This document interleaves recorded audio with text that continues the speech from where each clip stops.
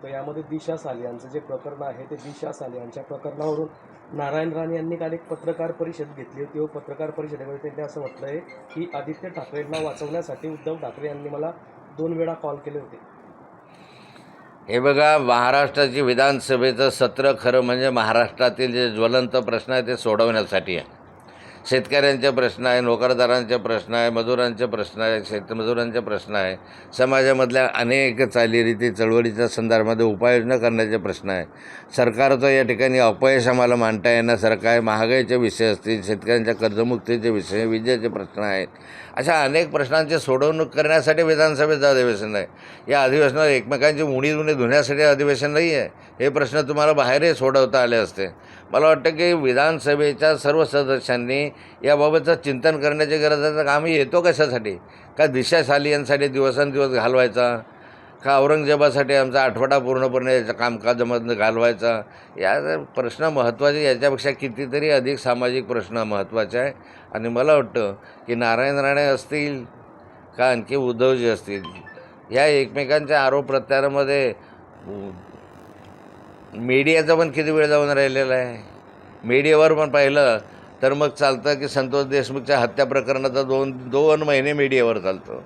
कुणाची हत्या झाली तिकडे ते त्या 3 महिने चालतं. पण एखाद्या शेतकऱ्याच्या आत्महत्याचे विषय असतील, शेतकऱ्यांच्या समस्याविषयीचे प्रश्न असतील, महिलांचे प्रश्न असतील, याविषयी विधानसभेमध्ये किती चर्चा होते.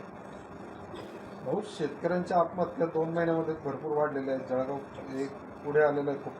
28 दिवसामध्ये जवळपास 20 शेतकऱ्यांनी आणि 14 महिन्यामध्ये 200पेक्षा अधिक शेतकऱ्यांनी आत्महत्या केली. जळगाव जिल्ह्यामध्ये 14 महिन्यामध्ये 200 शेतकऱ्यांनी आत्महत्या केली.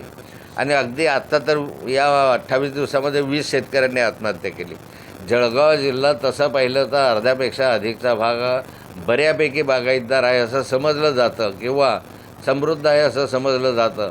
आणि अशा ठिकाणी शेतकरी आत्महत्या करतात, ते लक्ष वेधण्यासारखं आहे. आज राज्यभरामधला शेतकरी अडचणीत आहे, कर्जबाजारी झालेला आहे, पाऊस कधी जास्त पडतो आहे, कधी कमी पडतो आहे, दुष्काळाशी तो सामना करतो आहे. सरकारचं पूर्णतः दुर्लक्ष आहे, सरकार अपयशी ठरलेलं आहे. आणि सरकारच्या या धोरणांमुळे आज शेतकरी आत्महत्या करतो आहे. या आत्महत्या रोखण्यासाठी विधानसभेतही चर्चा होत नाही आणि सरकार याच्याकडे लक्ष देत नाही, अशी आजची परिस्थिती आहे. मी एक प्रश्न मांडतो सातत्यानं, शेतकऱ्यांचे प्रश्न, पण अनेकांनी त्याला साथ द्यावी अशी माझी अपेक्षा असते, पण ती पण दुर्दैवाने होत नाही. नागपूर हिंसाचार प्रकरणी मालेगाव कनेक्शन समोर आलेलं आहे. नागपूर हिंसाचार प्रकरणामध्ये गंभीरतेनं आता याची चौकशी सुरू आहे. मला वाटतं की हा प्रसंग हा संपूर्ण देशभराचं लक्ष वेधण्याचा प्रसंग आहे. नागपूरसारख्या शहरामध्ये जे शांतताप्रिय शहर आहे, या शहरामध्ये बाहेरचे लोक येतात आणि या ठिकाणी दंगली घडवण्याचा प्रयत्न करतात. आणि मालेगाव कनेक्शन जर त्याच्यामध्ये असेल तर मला वाटतं की या मालेगाव शहरामध्ये लक्ष देण्याची आवश्यकता आहे. आपण कुठपर्यंत पोहोचलेलं आहे. समाजामधले जे घटक आहेत तेच जर असे त्यांना आपल्यासोबत राहून अशा स्वरूपाचं कृत्य करत असतील तर मला वाटतं पोलीस यंत्रणांना अधिक सजग आणि जागरूक राहण्याची आवश्यकता आहे. ही दंगल पूर्वनियोजित असल्याचं सांगण्यात येतं. जर पूर्वनियोजित असेल तर हे पोलीस खात्याचं अपयश म्हणून निश्चित सरकारच वारंवार सांगत आलेलं आहे की ही जी दंगल आहे पूर्वनियोजित आहे. मग प्रश्न उभा राहतो की जर ही दंगल पूर्वनियोजित आहे तर सरकारचे इंटेलिजन्स एजन्सी, गुप्तहेर यंत्रणा, तिथले स्थानिक पोलीस, LCB वगैरे काय करत होते. म्हणजे तिथं दगडं आणलेत सांगतात की ट्रॉलीवर दगड त्या ठिकाणी आणले होते. त्या ठिकाणी मोटरसायकल एकत्र ज्या ठिकाणी जमाव नेहमी करत होता त्या ठिकाणी मोटरसायकली नव्हत्या. मग बारकाईनं लक्ष देण्यासाठी ज्या यंत्रणा पोलिसांच्या आहे त्या यंत्रणांचं हे अपयश आहे.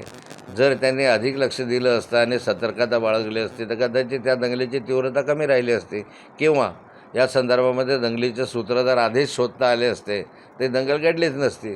सध्या राज्यामध्ये जे विधानसभेचं अधिवेशन सुरू होतं यामध्ये दिशा सालियांचं जे प्रकरण आहे ते दिशा सालियांच्या प्रकरणावरून नारायण राणे यांनी काल एक पत्रकार परिषद घेतली होती व पत्रकार परिषदेमध्ये त्यांनी असं म्हटलंय की आदित्य ठाकरेंना वाचवण्यासाठी उद्धव ठाकरे यांनी मला 2 वेळा कॉल केले होते.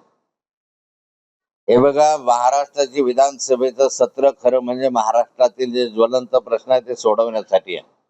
शेतकऱ्यांचे प्रश्न आहे, नोकरदारांचे प्रश्न आहे, मजुरांचे प्रश्न आहे, शेतमजुरांचे प्रश्न आहे, समाजामधल्या अनेक चालीरीती चळवळीच्या संदर्भामध्ये उपाययोजना करण्याचे प्रश्न आहे.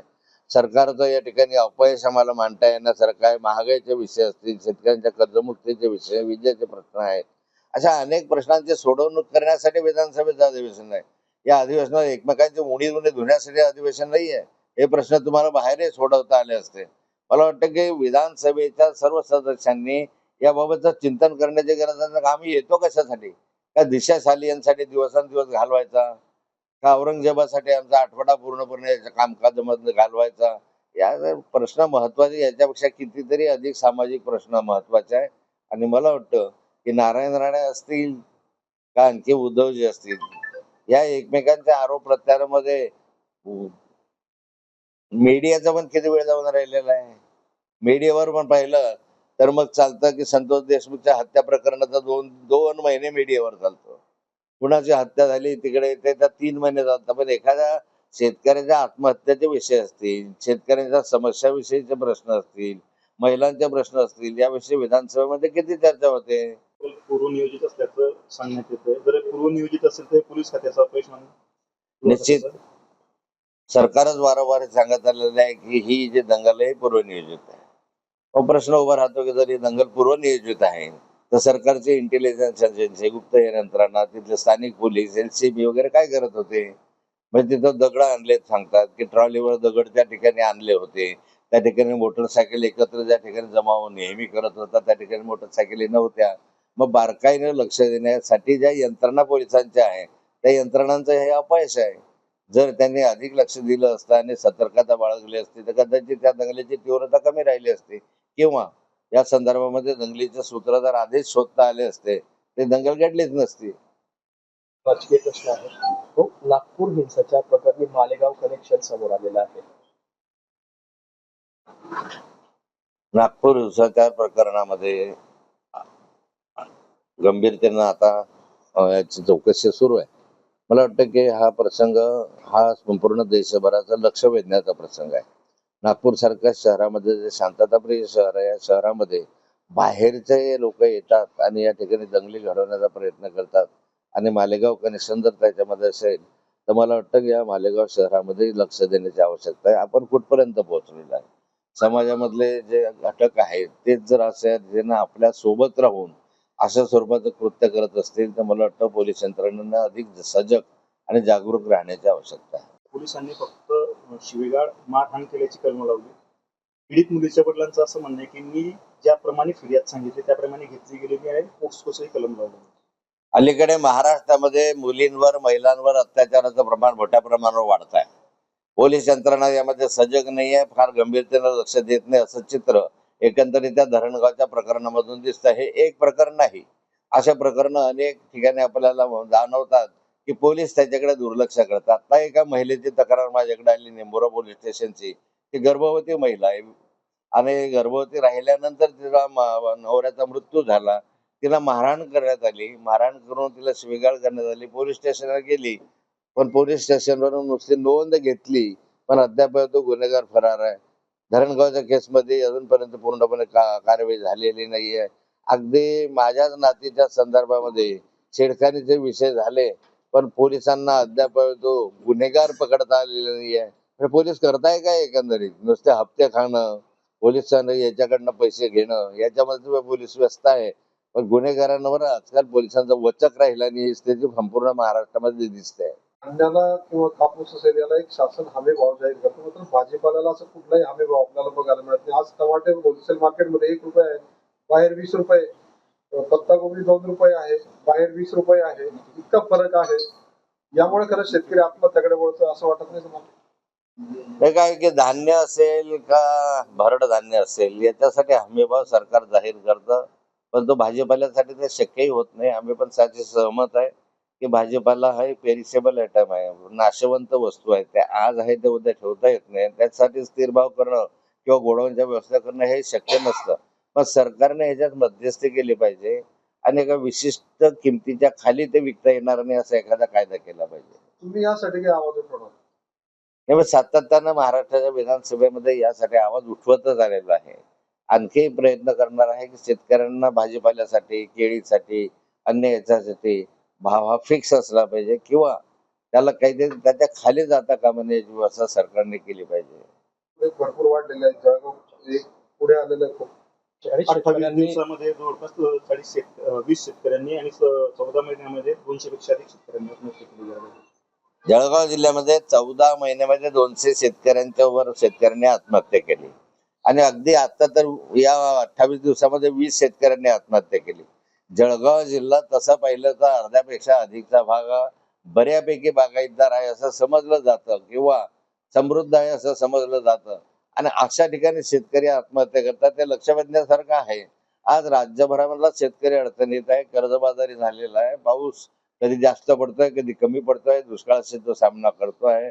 सरकारचं पूर्णतः दुर्लक्ष आहे, सरकार अपयशी ठरलेलं आहे आणि सरकारच्या या धोरणांमुळे आज शेतकरी आत्महत्या करतो आहे. या आत्महत्या रोखण्यासाठी विधानसभेतही चर्चा होत नाही आणि सरकार याच्याकडे लक्ष देत नाही, अशी आजची परिस्थिती आहे. मी एक प्रश्न मांडतो सातत्याने शेतकऱ्यांचे प्रश्न, पण अनेकांनी त्याला साथ द्यावी अशी माझी अपेक्षा असते, पण ती पण दुर्दैवाने होत नाही. भाजीपाल्याला असं कुठलाही हमी भाव आपल्याला बघायला मिळत नाही. आज टमाटे होलसेल मार्केटमध्ये 1 रुपये आहे, बाहेर 20 रुपये. पत्ताकोबी 2 रुपये आहे, बाहेर 20 रुपये आहे. इतका फरक आहे. यामुळे खरंच शेतकरी आत्महत्याकडे वळतो असं वाटत नाही तुम्हाला? नाही काय की धान्य असेल का भरड धान्य असेल याच्यासाठी हमीभाव सरकार जाहीर करतं, पण तो भाजीपाल्यासाठी ते शक्यही होत नाही. आम्ही पण त्याची सहमत आहे की भाजीपाला हा एक पेरिशेबल आयटम आहे, नाशवंत वस्तू आहे. त्या आज आहे ते उद्या ठेवता येत नाही आणि त्यासाठी स्थिरभाव करणं किंवा गोडाऊनच्या व्यवस्था करणं हे शक्य नसतं. पण सरकारने ह्याच्यात मध्यस्थी केली पाहिजे आणि एका विशिष्ट किमतीच्या खाली ते विकता येणार नाही असा एखादा कायदा केला पाहिजे. तुम्ही यासाठी काही आवाज उठवणार? नाही, पण सातत्यानं महाराष्ट्राच्या विधानसभेमध्ये यासाठी आवाज उठवतच आलेला आहे.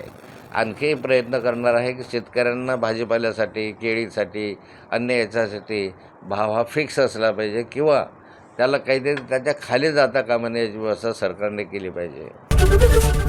एबीपी माझा, उघडा डोळे बघा नीट.